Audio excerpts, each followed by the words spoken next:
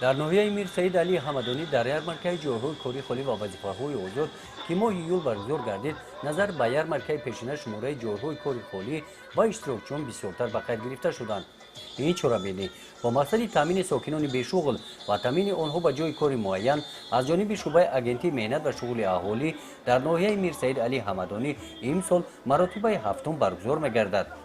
برگزاری یارمارکه جایهای کار خالی و وظیفه‌های آزاد در باغ فراغتی و استراحتی مرکز ناحیه توسط روزنامه ناحیوی ظفر یک هفته پیش به چاپ رسیده در جماعت دهات ناحیه در این خصوص خبرنامه رسانیده بودند.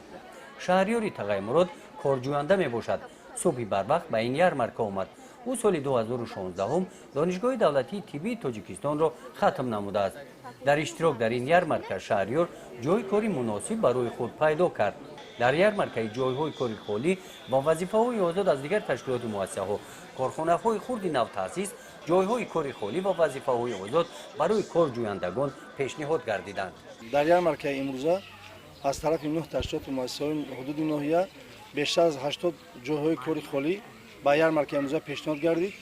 ما توانستیم در یارمارکه امروزه با 11 نفر راحتی برای جایهای کاری دائمی با تشکیلات مؤسسه‌های ناحیه پیشنهاد نماییم. 17 نفر رو ما با قید گرفتیم که با کسب آموزی با کورس‌های کوتاه‌مدت شیرازبافی جلب نماییم و توانستیم زیاده از 15 نفر رو با کارهای جمعیتی برای سوال مستحکمی لب دریای 5 آب دریای 5 نامنویس نماییم. در سال جاری در سال 2017 ما توانستیم طریق یارمارکه‌ای که 7 مرتبه گذرانده شده در حدود ناحیه ما توانستیم 78 نفر رو با جای کار دائمی راحت در کارخانه‌ها و تشکیلات حدود ناحیه.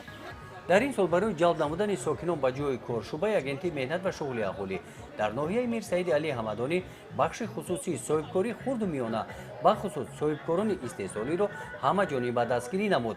کلانسالان زنان و جوانان ناحیه با شغل پرثمر کسب‌های مردمی هنرهای دستی و کار خانگی جلب کرده شدند.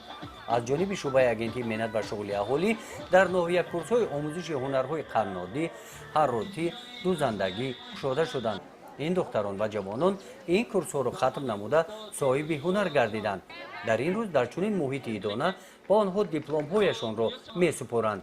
با هنرهای آموخته‌شان اکنون آنها کارخانه‌های خرد تشکیل نموده به صاحبکاری مشغول می‌شوند و در همین زمینه جایهای کاری نو مهیا می‌سازند.